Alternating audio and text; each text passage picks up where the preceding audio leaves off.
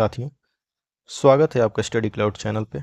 इतिहास में हम लोग आज रिवीजन कर रहे हैं प्राचीन भारत का, एंशिएंट हिस्ट्री। ये हम देखते हैं। सबसे पहला इसमें टॉपिक आता है हमारा प्राक ऐतिहासिक काल। प्राक ऐतिहासिक काल अथवा प्रागैतिहासिक काल, इससे तात्पर्य है इतिहास के उस काल से जिसकी जानकारी केवल पुरातात्विक साक्ष्यों से ही प्राप्त हो पाती है। इसके लिए कोई लिखित साक्ष्य जो है उपलब्ध नहीं होते हैं। प्रागैतिहासिक काल में मानव का जीवन पाषाण उपकरणों पर आधारित था, अतः इस काल को पाषाण काल भी कहा जाता है। इसमें आता है सबसे पहले पूर्व पाषाण काल। भारतीय इतिहास में लगभग 35,000 ईसा पूर्व से 10,000 ईसा पूर्व तक का काल पूर्व पाषाण काल माना जाता है। 35,000 ईसा पूर्व से 10,000 ईसा पूर्व तक का। भारत में पूर्व पाषाण कालीन सबसे प्राचीन संस्कृति उत्तर पश्चिमी भारत, जो कि वर्तमान पाकिस्तान है, उसमें सोहन नदी की घाटी में रावलपिंडी के निकट प्राप्त हुई, जिसे सोहन संस्कृति कहा जाता है। इस काल में मानव जीवन खाना बदोश था। वह कच्चा मांस एवं वनों से एकत्र कंद एवं फल खाता था। अग्नि का आविष्कार इसी काल में हुआ। इस काल में मानव पेड़ों के नीचे और पहाड़ों की गुफाओं में रहते थे। तो ये है पूर्व पाषाण काल, इसमें अग्नि का आविष्कार होता है। इसके बाद आता है मध्य पाषाण काल। पूर्व पाषाण काल एवं नव पाषाण काल के बीच संक्रमण काल इतिहास में मध्य पाषाण काल कहलाता है। इसका कालक्रम 10,000 ईसा पूर्व से लेकर 5,000 ईसा पूर्व तक का माना जाता है। इसके मध्य का काल जो है वो मध्य पाषाण काल है। मध्य पाषाण काल में शिकार की बढ़ती आवश्यकता के लिए तीर का विकास हुआ। साथ ही बढ़ती आवश्यकताओं के कारण मानव में सामूहिकता की भावना का विकास भी मध्य पाषाण काल में ही हुआ। इसके बाद है नवपाषाण काल। भारतीय इतिहास में लगभग 5,000 ईसा पूर्व से 2,500 ईसा पूर्व तक का कालक्रम जो है वो नवपाषाण काल से माना जाता है। नवपाषाण काल में मनुष्य द्वारा अपनी विभिन्न आवश्यकताओं के कारण कृषि, घर का निर्माण, बर्तनों का प्रयोग, पहिए का उपयोग इत्यादि का विकास कर लिया गया था। नवपाषाण काल की एक प्रमुख विशेषता इस काल के औजारों पर पॉलिश होना है। ये वहाँ की उस समय की प्रमुख विशेषता थी नवपाषाण काल की। नवपाषाण काल में पशुपालन बढ़ गया और कृषि कार्य भी होने लगा था। पहिए का आविष्कार इसी काल में हुआ, नवपाषाण काल में। इसके बाद देखते हैं हम सिंधु घाटी सभ्यता यानी हड़प्पा संस्कृति। सिंधु घाटी की सभ्यता भारत की ही नहीं बल्कि विश्व की प्राचीनतम सभ्यताओं में से एक है। इस सभ्यता का सर्वप्रथम उत्खनित स्थल पश्चिमी पंजाब, जो कि वर्तमान पाकिस्तान में है, उसमें रावी नदी के तट पर हड़प्पा स्थान था। इसीलिए इस सभ्यता को हड़प्पा संस्कृति भी कहा जाता है। सिंधु घाटी की सभ्यता का काल सामान्यतः 2300 ईसा पूर्व से 1750 ईसा पूर्व के मध्य माना जाता है। 2300 ईसा पूर्व से 1750 ईसा पूर्व के मध्य का जो काल है उसे सिंधु घाटी सभ्यता का काल माना जाता है। सिंधु घाटी सभ्यता के जो प्रमुख स्थल हैं, जो वर्तमान पाकिस्तान में स्थित स्थल हैं, उनमें है हड़प्पा पंजाब प्रांत में। इसके खोजकर्ता दयाराम साहनी थे, जो वर्ष 1921 में खोजी गई। मोहनजोदड़ो, जो सिंध प्रांत में राखलदास बनर्जी के द्वारा खोज की गई 1922 में। सूतकांगेडोर बलूचिस्तान में आर्थर स्टाइन के द्वारा खोजित 1927 में। चहुंदड़ो सिंध प्रांत में एमजी मजूमदार के द्वारा खोजी हुई 1932 में। कोट दीजी सिंध प्रांत के धूरे और अहमद खान के द्वारा खोजी गई 1955 में। और जो वर्तमान भारत में स्थित स्थल है उसमें आता है रंगपुरा अहमदाबाद में एमएस वत्स द्वारा 1937 में। कालीबंगा गंगानगर में ए घोष द्वारा 1953 में। रोपड़ पंजाब प्रांत में यज्ञदत्त शर्मा द्वारा 1953 से 56 के मध्य। लोथल अहमदाबाद में एस आर राव के द्वारा खोजित 1957 में खोजा हुआ। सुरकोतड़ा कच्छ में जगपति जोशी के द्वारा खोजी गई 1964 में। बनावली हिसार में रणधीर सिंह बिष्ट के द्वारा खोजी गई 1974 में। धौलावीरा कच्छ में रणधीर सिंह बिष्ट एवं जगपति जोशी के निर्देशन में खोजी गई 1991 में। इस सभ्यता यानी सिंधु घाटी सभ्यता के स्थल पाकिस्तान और भारत दोनों देशों में पाए जाते हैं। हड़प्पा तथा मोहनजोदड़ो को स्टुअर्ट पिगट ने इस सभ्यता की जुड़वा राजधानी मानता था। सिंधु घाटी सभ्यता का संपूर्ण क्षेत्र का आकार त्रिभुजाकार है। इसका क्षेत्रफल लगभग 13 लाख स्क्वायर किलोमीटर है। सिंधु घाटी सभ्यता का विस्तार भारत में उत्तर में जम्मू से लेकर दक्षिण में नर्मदा के मुहाने भगत राव तक और पूर्व में पश्चिमी उत्तर प्रदेश के आलमगीरपुर यानी मेरठ से लेकर पश्चिम में मकरान तट तक का है। सिंधु घाटी सभ्यता के निर्माता द्रविड़ थे। सिंधु घाटी के लोगों द्वारा प्रयुक्त भाषा आज तक पूरी तरह पढ़ी नहीं जा सकी थी। सिंधु घाटी सभ्यता कांस्य युगीन थी। सिंधु घाटी सभ्यता के प्रमुख स्थल मोहनजोदड़ो का शाब्दिक अर्थ है मृतकों का टीला। मोहनजोदड़ो का शाब्दिक अर्थ है मृतकों का टीला। यह सिंधु नदी के किनारे स्थित था। यहाँ एक विशाल स्नानागार स्थित है। मोहनजोदड़ो सिंधु सभ्यता के शहरों में सबसे बड़ा है। सिंधु घाटी की सभ्यता अपने समय की अति विकसित एवं सुसंस्कृत लोगों की नगरीय सभ्यता थी। इस सभ्यता की सबसे महत्वपूर्ण विशेषता उसकी नगर योजना प्रणाली थी। सिंधु घाटी की सभ्यता की अर्थव्यवस्था कृषि प्रधान थी। सिंधु घाटी का व्यापार सिंधु घाटी क्षेत्र तक सीमित नहीं था, बल्कि यह मिस्र, मेसोपोटामिया जो कि वर्तमान इराक है, और मध्य एशियाई देशों तक विस्तृत था। सिंधु घाटी सभ्यता के लोग सूती और ऊनी दोनों प्रकार के वस्त्र पहनते थे। हड़प्पा संस्कृति के लोगों की कला के प्रति विशेष अभिरुचि थी। इस सभ्यता की सर्वोत्तम कलाकृतियाँ उसकी मुहरें हैं, जो अब तक लगभग 2000 से अधिक प्राप्त हो चुकी हैं। सिंधु सभ्यता के लोग शाकाहारी एवं मांसाहारी दोनों प्रकार का भोजन करते थे। सिंधु सभ्यता के लोग धार्मिक उत्सव एवं समारोह धूमधाम से मनाते थे। सिंधु घाटी सभ्यता का प्रधान बंदरगाह लोथल, जो कि अहमदाबाद के निकट है, वो था। वैदिक सभ्यता। ऋग वैदिक काल 1500 ईसा पूर्व से लेकर 1000 ईसा पूर्व तक का। वैदिक सभ्यता की जानकारी के प्रमुख स्रोत वेद हैं, इसीलिए इसे वैदिक सभ्यता के नाम से जाना जाता है। वैदिक संस्कृति या सभ्यता के निर्माता आर्य थे। इनका भारत आगमन लगभग 1500 ईसा पूर्व में हुआ। आर्य लोग भारत में बाहर से आए थे, इसीलिए इनके मूल निवास स्थान को लेकर विद्वानों ने अलग अलग विचार व्यक्त किए हैं। आर्यों के मूल स्थान से संबंधित विभिन्न मत क्या हैं? भारत मूल स्थान में मध्य प्रदेश डॉक्टर राजबली पांडे इसके प्रतिपादक हैं। कश्मीर में ये हैं LD कल्ला। सप्त सिंधु प्रदेश AC दास एवं डॉक्टर संपूर्णानंद। तिब्बत में आर्यों के मूल स्थान से संबंधित इनका विचार था स्वामी दयानंद सरस्वती का। उत्तरी ध्रुव बाल गंगाधर तिलक। एशिया में मध्य एशिया में मैक्स मुलर। किर्गिज मैदान ब्रैंड स्टोन। यूरोप में हंगरी में गाइल का। जर्मनी में प्रोफेसर पेंका। दरूश में गार्डन चाइल्ड व नेहरिंग। अधिकांश विद्वान मैक्स मुलर के मत से सहमत हैं कि आर्य मूल रूप से मध्य एशिया के निवासी थे। वेदों की कुल संख्या 4 है। यह भारत के ही नहीं विश्व के प्राचीनतम एवं पवित्र ग्रंथ हैं। इन्हें ईश्वर द्वारा रचित माना जाता है। वेदों का निर्माण वैदिक काल में ही हुआ। 4 वेद इस प्रकार हैं: ऋग्वेद, सामवेद, अथर्ववेद और यजुर्वेद। आर्यों ने ही ऋग्वेद की रचना की। इसे मानव जाति का प्रथम ग्रंथ माना जाता है। ऋग्वेद द्वारा जिस काल का विवरण मिलता है उसे ऋग्वैदिक काल के नाम से जाना जाता है। ऋग्वेद ही आर्यों का सबसे प्राचीन वेद है। गायत्री मंत्र ऋग्वेद से ही प्राप्त हुआ। अस्तोमा सद्गम्य वाक्य भी यहीं से लिया गया है, ऋग्वेद से। अस्तोमा सद्गम्य। ऋग्वेदीन कालीन समाज पितृसत्तात्मक यानी पुरुष प्रधान समाज था। आर्यों की भाषा संस्कृत थी। आर्यों के समय समाज में 4 वर्ण थे: ब्राह्मण, क्षत्रिय, वैश्य एवं शूद्र। ऋग्वैदिक कालीन राजनीति व्यवस्था कबीलाई व्यवस्था थी। इस काल की सर्वाधिक महत्वपूर्ण नदी सिंधु नदी थी। इसका उल्लेख ऋग्वेद में कई बार आया है, सिंधु नदी का। इसके अतिरिक्त ऋग्वेद में गंगा नदी 1 बार तथा यमुना नदी का 3 बार उल्लेख मिलता है। ऋग्वैदिक काल का सबसे महत्वपूर्ण देवता इंद्र था। इसे वर्षा एवं युद्ध का देवता माना जाता था। इंद्र के बाद दूसरा स्थान अग्नि का था। ऋग्वैदिक काल में सती प्रथा का प्रचलन नहीं था। इस काल में संयुक्त परिवार की प्रथा का प्रचलन था। वैदिक काल के बाद है उत्तर वैदिक काल, 1000 से लेकर 500 ईसा पूर्व के मध्य का काल। 1000 ईसा पूर्व से 500 ईसा पूर्व तक के कालखंड को उत्तर वैदिक काल की संज्ञा दी जाती है। उत्तर वैदिक काल में ऋग्वेद को छोड़कर शेष अन्य तीनों वेदों एवं उपनिषदों की रचना हुई। ऋग्वेद के अलावा शेष अन्य 3 वेद हैं: सामवेद, यजुर्वेद एवं अथर्ववेद। सामवेद उत्तर वैदिक कालीन ग्रंथ है, जिसमें लगभग 1810 मंत्र हैं, 1810, जो संगीतबद्ध शैली में रचे गए हैं। इसीलिए सामवेद को विश्व की प्रथम संगीत पुस्तक भी माना जाता है। सामवेद। यजुर्वेद में लगभग 2000 मंत्र हैं, सर्वाधिक हैं ये 2000 मंत्र। इस ग्रंथ में यज्ञों से संबंधित मंत्र भी हैं।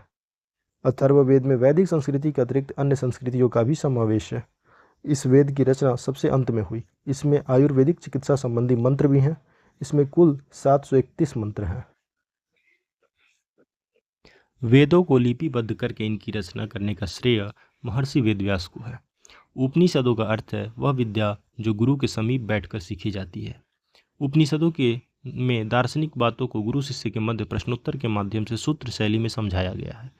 प्रमुख उपनिषद मुंडक उपनिषद है। मुंडक उपनिषद इस उपनिषद के एक मंत्र से भारत का राष्ट्रीय वाक्य सत्यमेव जयते लिया गया है, मुंडकोपनिषद से। उपनिषदों की कुल संख्या 108 है, किंतु प्रामाणिक उपनिषद केवल 12 ही हैं। उत्तर वैदिक काल में मनुष्य का जीवन आश्रम व्यवस्था के अनुसार व्यवस्थित था। मनुष्य की आयु 100 वर्ष मानते हुए उसे 4 भागों में विभाजित किया गया है, जिसमें आश्रम कहते हैं। आश्रम व्यवस्था के अनुसार सर्वप्रथम ब्रह्मचर्य 25 वर्ष की आयु तक का, जिसमें शिष्य के रूप में अध्ययन किया जाता था। दूसरा गृहस्थ 25 वर्ष से 50 वर्ष तक की आयु, विवाहित एवं पारिवारिक जीवन के कार्य। तीसरा आता है वानप्रस्थ 50 से 75 वर्ष तक की आयु के बीच आत्मचिंतन सामाजिक उत्थान हेतु किया जाता था। और अंतिम में आता है संन्यास 75 वर्ष से मृत्यु तक, समाज से दूर सब कुछ त्याग कर ईश्वर ध्यान किया जाता था। उत्तर वैदिक काल में ब्राह्मणों का स्थान सर्वश्रेष्ठ था। ऋग वैदिक काल में जहाँ स्त्रियों को सम्मान प्राप्त था, वहीं उत्तर वैदिक काल में स्त्रियों को निम्न दर्जा दिया जाने लगा। अब देखते हैं इसके बाद धार्मिक आंदोलन। वैदिक काल के अंतिम चरण तक वैदिक धर्म में अनेक रूढ़ियों, कठोरता एवं कर्मकांडों के कारण लोगों में असंतोष उत्पन्न हुआ। इन कारणों से 6ठी शताब्दी ईसा पूर्व में भारत में कई नए धर्म संप्रदायों का जन्म होता है। 6ठी शताब्दी ईसा पूर्व तथा 5वीं शताब्दी ईसा पूर्व में स्थापित प्रमुख संप्रदाय थे बौद्ध धर्म, गौतम बुद्ध द्वारा प्रतिपादित और स्थापित, और जैन धर्म महावीर द्वारा प्रतिपादित। बौद्ध धर्म के विषय में, बौद्ध धर्म की स्थापना महात्मा बुद्ध द्वारा की गई। इनका जन्म 563 ईसा पूर्व में नेपाल की तराई में स्थित कपिलवस्तु के लुम्बिनी नामक स्थान पर हुआ। महात्मा बुद्ध के बचपन का नाम सिद्धार्थ था। इनके पिता का नाम सुद्धोधन था, जो वज्जी संघ के शाक्य गण के प्रमुख थे, तथा इनकी माता कौशल की राजकुमारी थी। सिद्धार्थ के जन्म के बाद इनकी माता का निधन हो गया। इनका पालन पोषण इनकी मौसी प्रजापति गौतमी ने किया, इसीलिए सिद्धार्थ को गौतम भी कहा जाता है। सिद्धार्थ को युवावस्था से ही सांसारिक कार्यों से अधिक मोह नहीं था। एक दिन वह अपने साथी चाण के साथ नगर भ्रमण के दौरान एक जर्जर वृद्ध, एक दुखी रोगी एवं एक शव को देखकर दुखी हो गए, किंतु एक शांत चित्त सन्यासी को देखकर उन्हें शांति मिली और उनके मन में वैराग्य उत्पन्न हुआ। 29 वर्ष की आयु में सिद्धार्थ ने रात्रि के समय चुपचाप गृह त्याग कर दिया। सिद्धार्थ के जीवन की इस घटना को महाभिनिष्क्रमण कहा गया। सिद्धार्थ गौतम को 35 वर्ष की अवस्था में गया के निकट एक पीपल के वृक्ष के नीचे 49वें दिन ज्ञान प्राप्त हुआ। ज्ञान प्राप्ति के बाद सिद्धार्थ बुद्ध कहलाए। बौद्ध ग्रंथों में इनके ज्ञान प्राप्ति को निर्वाण कहा गया। ज्ञान प्राप्ति के बाद वाराणसी के निकट सारनाथ नामक स्थान पर गौतम बुद्ध ने 5 पुराने साथियों को अपना प्रथम उपदेश दिया, जो कि बुद्ध परंपरा में धर्म चक्र परिवर्तन कहलाया। पहली बार इन्होंने उपदेश दिया अपने 5 साथियों को, जिसे धर्म चक्र परिवर्तन कहा गया। महात्मा बुद्ध की 80 वर्ष की आयु में लगभग 483 ईसा पूर्व में उत्तर प्रदेश के कुशीनगर में मृत्यु हो गई। इस घटना को महापरिनिर्वाण कहा गया। बौद्ध धर्म का संगठन गणतांत्रिक पद्धति पर आधारित था। बुद्ध के प्रसिद्ध अनुयायी शासकों में शामिल थे बिंबिसार, अजातशत्रु, काला अशोक, अशोक व कनिष्क। बौद्ध धर्म के 2 प्रमुख संप्रदाय थे, हीनयान एवं महायान। हीनयान संप्रदाय के लोग एशिया में श्रीलंका, म्यांमार एवं जावा आदि स्थलों पर फैले हुए हैं, जबकि महायान संप्रदाय के लोग चीन, तिब्बत, मंगोलिया, जापान एवं दक्षिण कोरिया आदि देशों में फैले हुए हैं। महात्मा बुद्ध ने अपने उपदेश पाली भाषा में दिए थे। बौद्ध धर्म की प्रमुख जो संगीतियाँ हुई, सभाएं, उनको देखते हैं एक दृष्टि में। प्रथम संगीति 483 ईसा पूर्व में राजगृह में, अध्यक्ष थे महाकश्यप, और ये हुआ अजातशत्रु के शासनकाल में। द्वितीय बौद्ध संगीति होती है 383 ईसा पूर्व वैशाली में, आचार्य सर्वकामी इसके अध्यक्ष थे। काला अशोक उस समय शासन में थे। तृतीय होती है 250 ईसा पूर्व में पाटलिपुत्र में, मोगलीपुत्तिस्य अध्यक्ष थे, जो कि अशोक के शासनकाल में हुई। और चतुर्थ एवं अंतिम संगति प्रथम शताब्दी कुंडलवन काश्मीर में हुई, वसुमित्र की अध्यक्षता में, जिस समय कनिष्क का शासनकाल था। जैन धर्म। जैन धर्म में कुल 24 तीर्थंकर हुए। इनमें प्रथम ऋषभ देव थे, जो प्रारंभिक वैदिक ऋषियों के समकालीन माने जाते हैं। जैन धर्म के 23वें तीर्थंकर पार्श्वनाथ थे तथा 24वें महावीर हुए। इसके पश्चात इसे जैन धर्म के नाम से जाना गया। महावीर स्वामी ही जैन धर्म के वास्तविक संस्थापक माने जाते हैं। महावीर का जन्म 540 ईसा पूर्व में वैशाली के निकट कुंडग्राम नामक स्थान पर हुआ। 29 वर्ष की आयु में महावीर ने गृह त्याग दिया। 12 वर्ष तक लगातार कठोर तपस्या और साधना के बाद 42 वर्ष की आयु में जाम्भिया ग्राम नामक स्थान पर ऋजुपालिका नदी के तट पर उन्हें सर्वश्रेष्ठ ज्ञान प्राप्त हुआ। महावीर की मृत्यु 72 वर्ष की आयु में 468 ईसा पूर्व में हुई। जैन धर्म के दो प्रमुख संप्रदाय हुए, दिगंबर एवं श्वेतांबर। जैन धर्म में भी दो प्रमुख संगीतियां या सभाएं हुई। पहली संगीति जो थी 300 ईसा पूर्व में स्थूलभद्र की अध्यक्षता में हुई पाटलिपुत्र में, जबकि दूसरी संगीति जो थी वो 512 ईस्वी में वल्लभी गुजरात में हुई। इसमें अध्यक्ष के विषय में नहीं दिया हुआ है।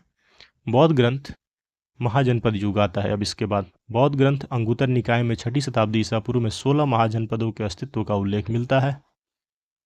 जो बौद्ध ग्रंथ था अंगुतर निकाय या अंगुतर निकाय है, इसमें 6ठी शताब्दी ईसा पूर्व में 16 महाजनपदों का उल्लेख मिलता है। छोटे छोटे राज्यों को महाजनपद कहा जाता था। 6ठी शताब्दी ईसा पूर्व में भारत में ऐसे राज्यों की संख्या 16 थी। इन महाजनपदों में मुख्यतः राजतंत्रात्मक शासन था, किंतु कुछ छोटे राज्यों में गणतंत्रात्मक शासन स्थापित था। इन महाजनपदों में सबसे शक्तिशाली महाजनपद मगध था। 16 महाजनपद के नाम इस प्रकार हैं। पहला था मगध, जिसकी राजधानी थी राजगृह। दूसरा काशी, राजधानी वाराणसी। तीसरा अंग, राजधानी चंपा। चौथा कौशल, राजधानी अयोध्या। पांचवा मल्ल, राजधानी कुशीनगर। छठा वज्जी, राजधानी वैशाली। सातवां वत्स, राजधानी कौशाम्बी। आठवां महाजनपद कुरु, राजधानी इंद्रप्रस्थ। नौवां पांचाल, राजधानी इसकी काम्पिल्य। 10वां महाजनपद कंबोज, राजधानी राजपुरा। गांधार, इसकी राजधानी तक्षशिला। 12वां महाजनपद मत्स्य, इसकी राजधानी विराटनगर। चेदी महाजनपद शक्तिमती, राजधानी सूरसेन। महाजनपद मथुरा, राजधानी अस्मक। महाजनपद पाटन, राजधानी अवंती। महाजनपद उज्जैन, राजधानी। इसके बाद उदय होता है मगध साम्राज्य का। 16 महाजनपदों में मगध ने अपने भौतिक संसाधनों एवं श्रेष्ठ शासकों के कारण उन्नति की तथा अन्य राज्यों को विजित करके प्रमुख राज्य बन गया। 6ठी शताब्दी ईसा पूर्व में 16 महाजनपदों में से एक मगध का उदय एक साम्राज्य के रूप में हुआ। इसे भारत का प्रथम साम्राज्य भी माना जाता है। मगध का उत्कर्ष हर्यक वंश के शासक बिंबिसार, जिसका कार्यकाल 544 से लेकर 492 ईसा पूर्व तक का था, बिंबिसार के समय प्रारंभ हुआ। बिंबिसार ने गिरिव्रज या राजगृह को अपनी राजधानी बनाकर मगध साम्राज्य की स्थापना की थी। बिंबिसार हर्यक वंश का प्रथम शक्तिशाली शासक था। बिंबिसार की हत्या उसके पुत्र अजातशत्रु ने की। बिंबिसार की हत्या के पश्चात उसका पुत्र अजातशत्रु मगध का शासक बनता है, जिसका कार्यकाल 492 से 460 ईसा पूर्व का है। इसे कुणिक भी कहा जाता है। अजातशत्रु को प्रथम बौद्ध संगीति का आयोजन राजगृह में अजातशत्रु के ही शासनकाल में हुआ था।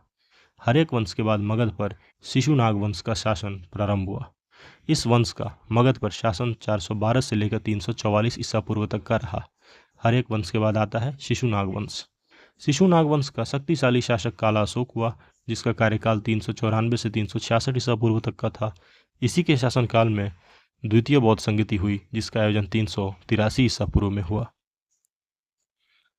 शिशुनाग वंश के बाद मगध पर शक्तिशाली नंद वंश का शासन आता है, जो कि 344 से 322 ईसा पूर्व का है। इसका शासन स्थापित होता है नंद वंश का। इस वंश का अंतिम शासक घनानंद था। इसी के शासनकाल में सिकंदर ने भारत पर आक्रमण किया था 326 ईसा पूर्व में।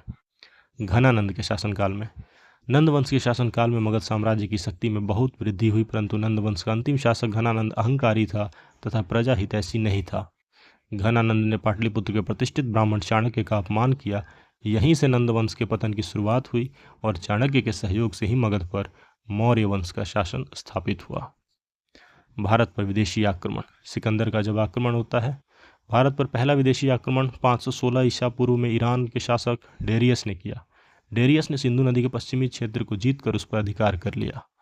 यूनान के मेसोडोनिया या मकदूनिया के शासक सिकंदर ने अपने विश्व विजय की महत्वाकांक्षा को साकार करने के उद्देश्य से भारत पर 326 ईसा पूर्व में आक्रमण किया।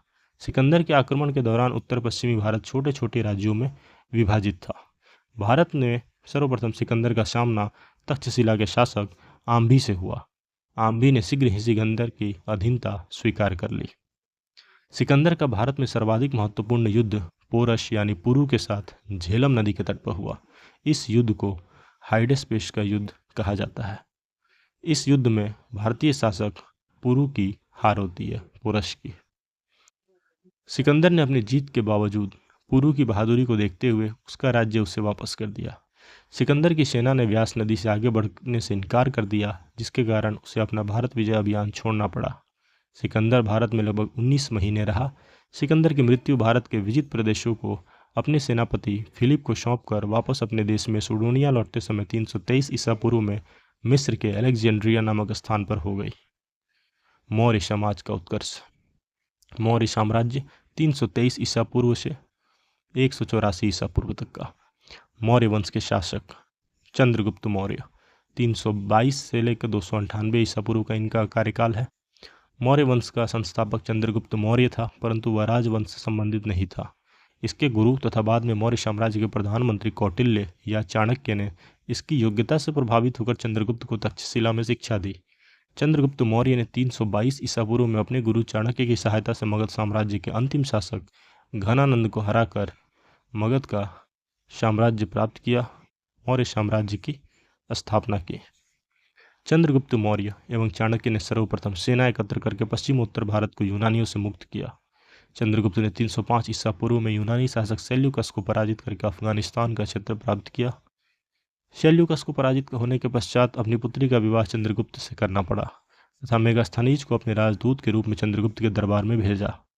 मेगास्थनीज के ग्रंथ इंडिका से भी मौर्य साम्राज्य के बारे में काफ़ी जानकारी मिलती है। चंद्रगुप्त मौर्य का साम्राज्य पश्चिमोत्तर भारत का सहित उत्तर प्रदेश, बिहार एवं बंगाल सहित दक्षिण भारत में मैसूर तक फैला हुआ था। यूनानी शासकों ने चंद्रगुप्त मौर्य को सैंड्रोकोटस नाम से संबोधित किया था। चंद्रगुप्त मौर्य के गुरु प्रधानमंत्री कौटिल्य, जिसे चाणक्य के नाम से भी जाना जाता है, इनके द्वारा लिखित ग्रंथ अर्थशास्त्र है, जिसमें प्रशासन के नियमों का उल्लेख मिलता है। बिंदुसार। चंद्रगुप्त मौर्य के बाद बिंदुसार का कार्यकाल आता है 298 से 272 ईसा पूर्व का। चंद्रगुप्त मौर्य के बाद उसका पुत्र बिंदुसार उसका उत्तराधिकारी बनता है। बिंदुसार को यूनानी लेखकों ने अमित्रघात कहा। यूनानी राजदूत डायमेकस इसके दरबार में आया था। इसके बाद सम्राट अशोक का कार्यकाल आता है 273 से 232 ईसा पूर्व का। बिंदुसार का पुत्र अशोक राज सिंहासन पर 273 ईसा पूर्व में बैठता है। इसके शासनकाल का प्रारंभिक काल साम्राज्य विस्तार के लिए प्रसिद्ध है। अशोक ने अपने शासनकाल में 9वें वर्ष में कलिंग पर आक्रमण किया और विजयी हुआ, परंतु इस युद्ध में हुए भीषण नरसंहार ने अशोक को बौद्ध धर्म की ओर आकर्षित किया। अशोक ने उपगुप्त नामक बौद्ध भिक्षु से दीक्षा भी ली। कलिंग युद्ध के पश्चात अशोक ने युद्ध विजय का स्थान पर धम्म विजय का मार्ग अपनाया। अशोक ने अपने साम्राज्य में विभिन्न स्थानों तथा सीमावर्ती राज्यों की सीमाओं पर अनेक शिलालेख एवं स्तंभ स्थापित करवाए, जिनमें नैतिकता, प्रेम, अहिंसा आदि धम्म विषयक बातों का उल्लेख मिलता है। मौर्य काल में जनता की भाषा पाली थी, इसलिए अशोक ने सभी स्तंभों तथा शिलालेखों में इस भाषा का प्रयोग किया, पाली भाषा का। अशोक ने धम्म प्रचार के लिए अनेक राज्यों में अपने दूत भेजे तथा श्रीलंका में अशोक ने बौद्ध धर्म के प्रचार हेतु अपने पुत्र महेंद्र एवं पुत्री संघमित्रा को भेजा।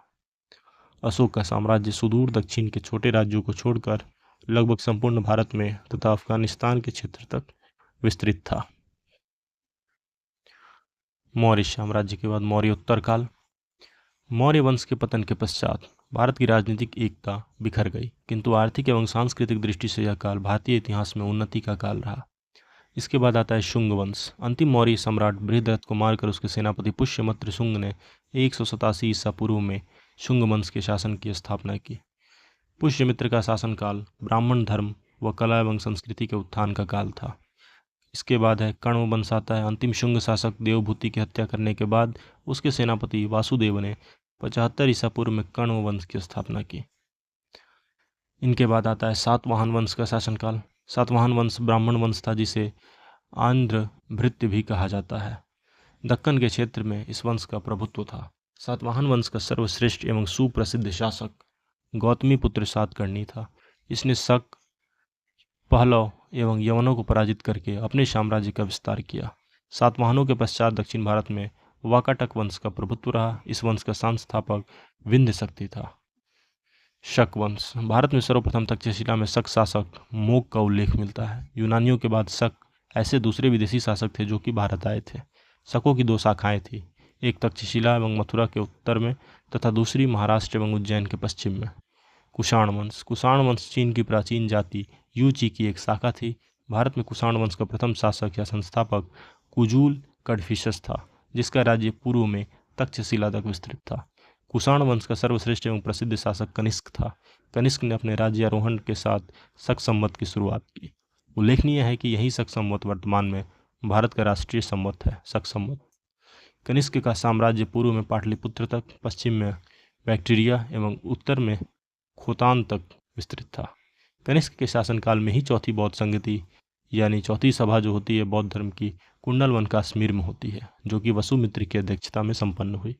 कनिष्क का राज्य वैद्य आयुर्वेद का विख्यात विद्वान चरक था, जो राजकवि वहाँ का अश्वघोष था। कनिष्क का राज्य वैद्य था चरक और राजकवि था अश्वघोष।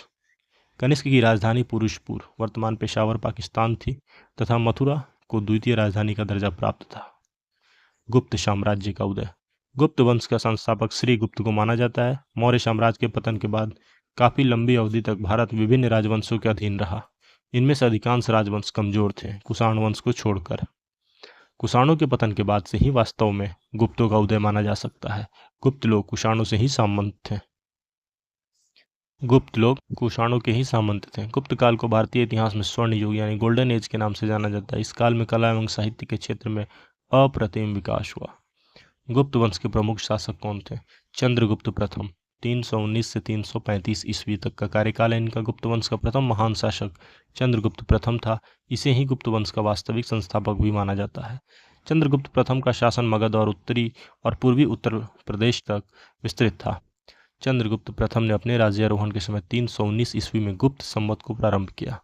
चंद्रगुप्त प्रथम ने लिच्छवी वंश की राजकुमारी कुमार देवी से विवाह करके अपने वंश की प्रतिष्ठा बढ़ाई। इसी विवाह के अवसर पर चंद्रगुप्त प्रथम व कुमार देवी के चित्रों से युक्त स्वर्ण सिक्के जारी किए गए। इसके बाद आता है समुद्रगुप्त। गुप्त वंश में 335 से 380 ईस्वी तक। चंद्रगुप्त प्रथम के बाद उसका पुत्र समुद्रगुप्त 335 ईस्वी में राज सिंहासन पर बैठा। समुद्रगुप्त गुप्त वंश का सबसे महत्वपूर्ण शासक था। समुद्रगुप्त के विजय अभियानों के कारण इसे भारत का नेपोलियन भी कहा जाता है। इसे लगभग 100 युद्धों का विजेता माना जाता है। समुद्रगुप्त स्वयं कवि, विद्वान, वीर तथा वीणा बजाने में कुशल था। गरुड़ गुप्त वंश का राजकीय चिन्ह था। चंद्रगुप्त द्वितीय यानी विक्रमादित्य। अपने पिता समुद्रगुप्त की मृत्यु के पश्चात चंद्रगुप्त द्वितीय गुप्त साम्राज्य का शासक बना। चंद्रगुप्त द्वितीय भी अपने पिता की तरह भारत के महानतम सम्राटों में से एक माना जाता है। वह भी एक महान साम्राज्य निर्माता था। चंद्रगुप्त द्वितीय ने शकों पर विजय के पश्चात विक्रमादित्य की उपाधि धारण की थी। चंद्रगुप्त द्वितीय ने शकों के अतिरिक्त उत्तर दक्षिण भारत में कई राजाओं को पराजित करके बंगाल, मालवा, गुजरात, सिंध, उत्तर पश्चिमी क्षेत्र व विंध्य के दक्षिण तक अपने साम्राज्य का विस्तार किया। शकों पर अपनी विजय के पश्चात चंद्रगुप्त द्वितीय ने चांदी के सिक्के चलाए। दिल्ली में कुतुब मीनार के निकट महरौली में स्थित लौह स्तंभ में उल्लेखित राजा चंद्र यही चंद्रगुप्त द्वितीय था, विक्रमादित्य। इसी के द्वारा यह स्तंभ बनवाया गया था। चंद्रगुप्त द्वितीय का शासनकाल उसकी विजयों के कारण नहीं बल्कि कला व साहित्य के क्षेत्र में विशेष उन्नति व प्रगति के कारण जाना जाता है। इसके दरबार में विद्वानों की मंडली रहती थी, जिनमें प्रमुख विद्वान थे कालिदास, धन्वंतरी जो कि प्रसिद्ध चिकित्सक थे, अमर सिंह आदि। यह नवरत्न कहलाते थे। चंद्रगुप्त द्वितीय के दरबारी कवि कालिदास को भारत का शेक्सपियर कहा जाता है। प्रसिद्ध चीनी यात्री फाहियान चंद्रगुप्त द्वितीय के शासनकाल में 399 से 414 के मध्य भारत आया था। फाहियान ने राज्य की संपन्नता, नैतिकता, धार्मिकता के बारे में विस्तार से विवेचन किया है। चंद्रगुप्त द्वितीय के शासन के दौरान पाटलिपुत्र तथा उज्जैनी विद्या के दो प्रमुख केंद्र थे। उज्जैनी चंद्रगुप्त द्वितीय की दूसरी राजधानी भी थी। इसके बाद आता है कुमारगुप्त का शासनकाल 415 से 454 ईस्वी तक का। चंद्रगुप्त द्वितीय के पश्चात कुमारगुप्त गुप्त साम्राज्य का शासक बना। कुमारगुप्त ने महेंद्र कल्प व महेंद्रादित्य की उपाधियां धारण की। कुमारगुप्त के शासनकाल में ही नालंदा विश्वविद्यालय की स्थापना होती है, जो काफी लंबे समय तक शिक्षा का प्रमुख केंद्र रहा। कुमारगुप्त द्वारा सर्वप्रथम इस प्रकार के सिक्के जारी किए गए जिसमें शिव पार्वती को पति पत्नी के रूप में दर्शाया गया था। कुमारगुप्त के बाद स्कंदगुप्त का शासनकाल आता है। कुमारगुप्त की मृत्यु के पश्चात उसका पुत्र स्कंदगुप्त गुप्त साम्राज्य का शासक बना। स्कंदगुप्त ने 100 राजाओं के स्वामी इसकी उपाधि धारण की थी। इसे गुप्त वंश का अंतिम महत्वपूर्ण शासक माना जाता है क्योंकि स्कंदगुप्त के बाद गुप्त वंश कमजोर होता गया। स्कंदगुप्त के शासनकाल में ही हुणों का आक्रमण हुआ था। अब देखते हैं गुप्तोत्तर काल। गुप्त काल के बाद गुप्त वंश के पतन में हुण आक्रमणों की प्रमुख भूमिका थी। हुण के एक बर्बर जाति थी जिसने पश्चिमी भारत पर काफी समय तक अपने प्रभाव को बनाए रखा था। गुप्तों के पश्चात भारत के विभिन्न क्षेत्रों में अलग अलग राजवंश स्थापित हो गए। अंत में वर्धन वंश ने लगभग संपूर्ण उत्तर भारत पर अपना प्रभुत्व बना लिया। वर्धन वंश, इसमें आता है सबसे पहला हर्षवर्धन। हर्षवर्धन इस वंश का सर्वश्रेष्ठ व प्रसिद्ध शासक था जिसका कार्यकाल 606 से 647 ईस्वी तक का है। हर्षवर्धन का संपूर्ण उत्तर भारत पर प्रभुत्व था, परंतु विंध्य पर्वत के दक्षिण में इसका विस्तार चालुक्य वंश के पुलकेशिन द्वितीय से पराजित होने पर रुक गया। हर्षवर्धन ने बौद्ध धर्म की महायान सारण को संरक्षण प्रदान किया था। हर्षवर्धन को शिलादित्य के नाम से भी जाना जाता है। हर्षवर्धन ने बाद में कन्नौज को अपनी राजधानी बनाया। हर्षवर्धन एक साहित्यकार भी था। उसके द्वारा लिखित प्रमुख रचनाएं निम्नलिखित हैं। प्रियदर्शिका, रत्नावली, नागानंद, ये सब हर्षवर्धन की मुख्य रचनाएं हैं। हर्षचरित तथा कादंबरी का लेखक बाणभट्ट हर्ष का राजकवि था। चीनी यात्री वेनसांग हर्षवर्धन के ही शासनकाल में भारत आया। हर्षवर्धन संपूर्ण एवं एकीकृत उत्तर भारत का अंतिम हिंदू शासक था। हर्ष के बाद दिल्ली सल्तनत की स्थापना से पहले लगभग 4 शताब्दियों तक का काल भारत में छोटे छोटे राज्यों एवं राजवंशों द्वारा शक्ति और सत्ता प्राप्त करने के लिए संघर्ष का काल माना जाता है। पाल वंश, इस वंश की स्थापना बंगाल में लगभग 750 ईस्वी में गोपाल नामक व्यक्ति ने की। गोपाल का पुत्र धर्मपाल था जो पाल वंश का प्रतापी शासक था। धर्मपाल बौद्ध धर्म का अनुयायी था। इसने विक्रमशिला बौद्ध विश्वविद्यालय की स्थापना की। कुमारगुप्त के काल में नालंदा विश्वविद्यालय की स्थापना होती है। धर्मपाल के काल में विक्रमशिला विश्वविद्यालय की स्थापना होती है।